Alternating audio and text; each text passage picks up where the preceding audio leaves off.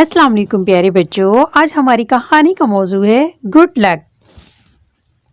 جلدی سے میرے چینل کو سبسکرائب کر لیں۔ ایک ہرے بھرے جنگل میں بہت سے جانور رہتے تھے۔ اس جنگل کا بادشاہ شیر کافی بوڑھا اور عقل مند تھا، جس کی وجہ سے سبھی جانور پرسکون زندگی گزار رہے تھے۔ ان سب کی آپس میں اچھی دوستی تھی۔ وہ فارغ وقت میں خوب گپ شپ کرتے تھے۔ لومڑی اور بھیڑیا بچپن کے ہی دوست تھے۔ وہ دونوں جب بھی ملتے تو خوب گھل مل کر باتیں کرتے۔ ایک دن دونوں کی راہ چلتے ملاقات ہوئی تو بھیڑیے نے کہا کہ لومڑی، اب جنگل میں شکار کم ہوتا جا رہا ہے۔ انسان نے اس جنگل کے جانوروں کا شکار کر کے ہم جانوروں پر بڑا ظلم کیا ہے۔ اب تو جنگل کے ارد گرد بھی بھیڑیں بہت کم ہو گئی ہیں۔ میں تو کھانے کو ترس گیا ہوں، کہیں بھی شکار نہیں ملتا۔ اگر عقل ہو تو اس جنگل میں شکار بھی بہت ہے، لومڑی نے مکاری سے کہا۔ لومڑی، اب تو جانور بھی بہت ہوشیار ہو گئے ہیں۔ انسان کو دیکھ کر چھپ جاتے ہیں اور ہمیں دیکھ کر بھی ادھر ادھر ہو جاتے ہیں۔ ٹی وی، کیبل اور موبائل نے بھی انہیں اتنا ہوشیار کر دیا ہے کہ فوراً ہی مس کال کر کے اپنے ساتھیوں کو ہوشیار کر دیتے ہیں۔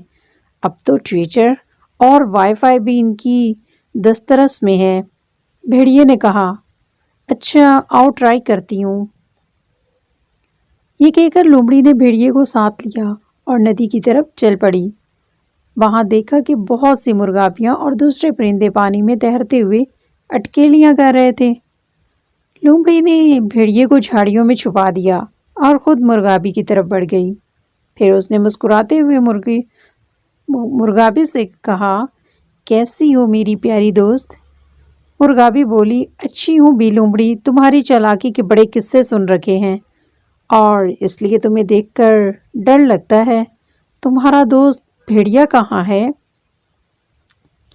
وہ جھاڑیوں میں بیٹھا ہے اور کہہ رہا ہے کہ مان نہیں سکتا۔ لومڑی نے مکاری سے کہا، وہ کیا کہہ رہا ہے؟ مرغابی نے حیرت سے پوچھا۔ چھوڑو میری دوست، لومڑی نے مکاری سے کہا، پھر بھی وہ جھاڑیوں میں کیوں چھپا بیٹھا ہے؟ مرغابی ابھی تک حیران تھی۔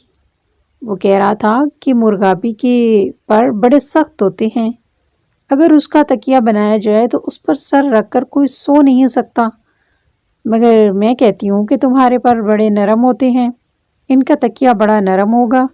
لومڑی نے مکاری سے کہا، میرے پر واقعی نرم ہوتے ہیں، تمہارا دوست غلط کہتا ہے۔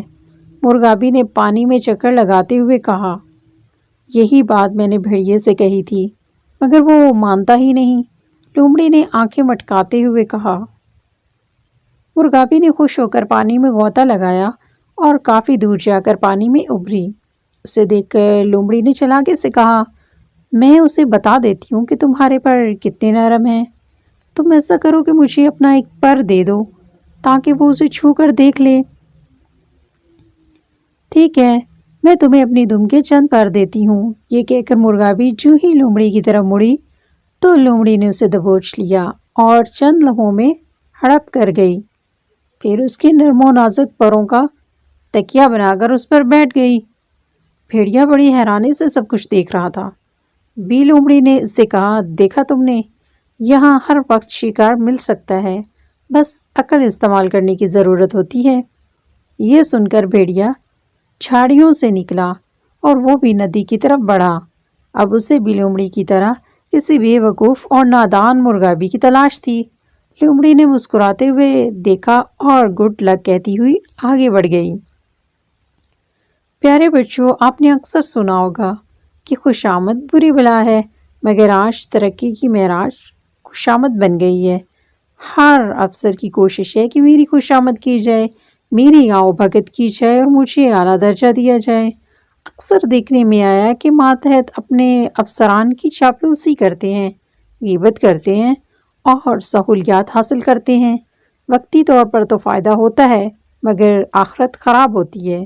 خوشامد پسند اپنا الو سیدھا کرتا ہے، خواہ وہ انسان ہو یا جانور۔ سچا اور کھرا بندہ کسی کو بھی پسند نہیں، مگر گھبرانے کی ضرورت نہیں، کیونکہ اقوال زری ہے کہ سچ بولنے کا سب سے بڑا فائدہ یہ ہوتا ہے کہ اسے یاد نہیں رکھنا پڑتا، ورنہ جھوٹ بولنے والے کو تو یہ خبر نہیں ہوتی کہ اس نے پہلے کون سا بیان دیا تھا۔ جی بچوں، کیسی لگی آپ کو میری کہانی؟ اگر آپ کو میری ویڈیو اچھی لگی ہو تو پلیز میرے چینل کو سبسکرائب کیجئے، میری ویڈیو کو لائک اور شیئر کیجئے۔ شکریہ۔